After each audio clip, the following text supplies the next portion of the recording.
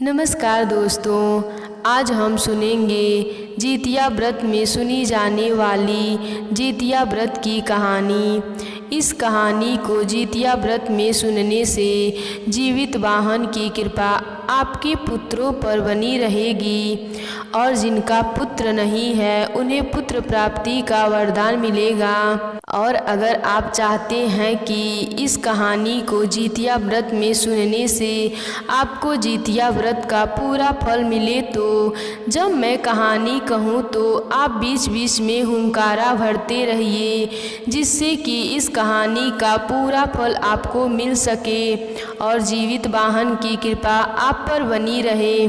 किसी गांव में माँ, बेटे और बेटे की पत्नी रहते थे।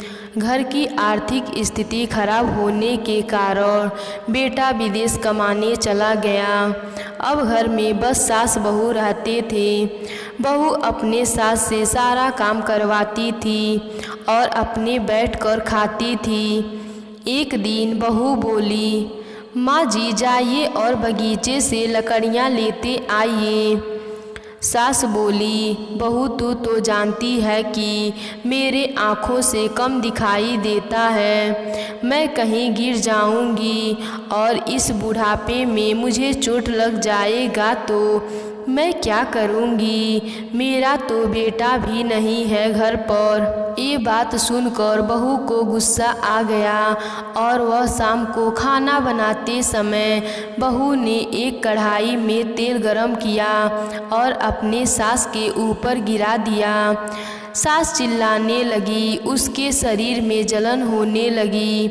उसके बाद जब सारे गांव वाले सो गए तब रात में बहू अपने सास को खेत में ले जाकर घसीटने लगी।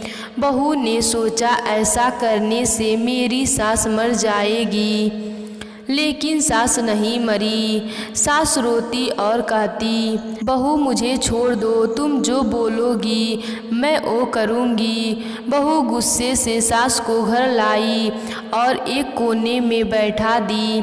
अगली सुबह बेटा विदेश से कमा कर घर आ गया और अपनी पत्नी से बोला, माँ कहाँ है? पत्नी बोली, कहीं पड़ोसन के घर में घूमने गई होगी। जब शाम हुआ तो पति पत्नी खाना खाने बैठे। बेटा बोला, माँ अभी नहीं आई, माँ को भी खाना दे दो। बहू बोली, हाँ आ गई है, खाना अभी दे दूँगी। बहू ने चावल के ऊपर का सारा अच्छा वाला चावल ले लिया और नीचे के खुरूच कर अपनी सास को दे दिया। सास एक कोने में बैठकर खाना खा रही थी और बोल रही थी, ना मैं बगीचा जाती, ना मैं बगीचे में बैठकर रोती और ना जीवित वाहन को मुझ पर दया आती और ना ही जीवित वाहन मुझे आशीर्वाद देते, ना अभिमान होता, ना बहू घर में आती, ना खुरचनियाँ देती तो पेट में क्या खुड़कता। यह बात बेटा सुन लिया लेकिन उसे समझ नहीं आया। बेटा अपनी पत्नी से पूछा, माँ क्या बोल रही है? बहू बोली, आपकी माँ दूसरी शादी करने को कह रही हैं। बेटा बोला, माँ इस उम्र में शादी करने को कह रही हैं। बहू बोली, हाँ कह रही हैं। बहू की बात सुनकर बेटा दूसरे दिन एक आदमी खोजकर अपनी माँ की शादी करा दिया और माँ को विदा कर दिया। जब कहाँ डोली लेकर जा रहा था तो कुछ दूर चलने पर उनको प्यास लग गया। उन्होंने डोली नीचे उतारी और पानी पीने तालाब के पास चले गए। बूढ़ी माई डोली में से उतरकर जंगल में भाग गई और शादी वाला कपड़ा बदलकर अपना पुराना साड़ी पहन ली और वापस आकर वहीं डोली के पास एक पेड़ के नीचे बैठ गई।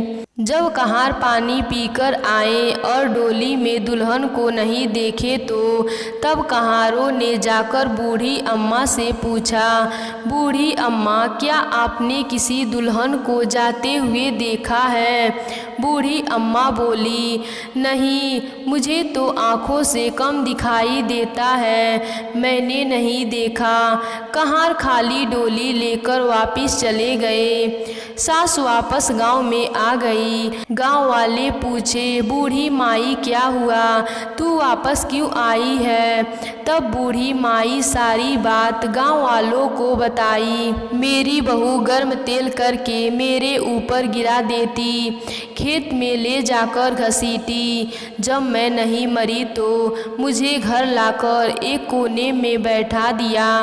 खाना अपने अच्छा अच्छा खाती और मुझे खुरचन देती। वह खाना मैं खाती तो मेरा पेट नहीं भरता और मुझे दर्द होता तो रोज़ मैं यही कहती, ना मैं बगीचा जाती और ना जीवित वाहन का आशीर्वाद मिलता, ना अभिमान होता और ना बहू घर में आती, ना खुरचन देती तो पेट में क्या खुडकता।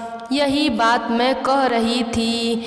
मेरा बेटा बहू से पूछा, माँ क्या बोल रही है? बहू बोली, आपकी माँ दूसरी शादी करने को कह रही हैं। बेटा मुझसे नहीं पूछा कि माँ तुम दूसरी शादी क्यों करना चाहती हो। बेटा बहू की बात सुन लिया और मेरे लिए वह पति खोज लाया और मेरी शादी करा दी। मैं डोली में से भागकर घर आ गई। इतने बुढ़ापे में मैं किसी और के घर जाकर क्या करूँगी। यह बात बेटा सुन लिया और उसे सारी सच्चाई पता लग गई। वह घर गया और अपनी पत्नी को खूब मारा पीटा और घर से निकाल दिया और अपनी माँ के साथ अपना जीवन व्यतीत करने लगा। हे जीवित वाहन, जैसे आपने उन माँ बेटे को मिलाया, वैसे ही हमारी इस कहानी को सुनने वाले सब माँ बेटे को मिलाना। सबको पुत्र देना, पुत्र की लंबी आयु देना और माँ बेटे की रक्षा करना। तो प्रेम से बोलिए जीवित वाहन की जय।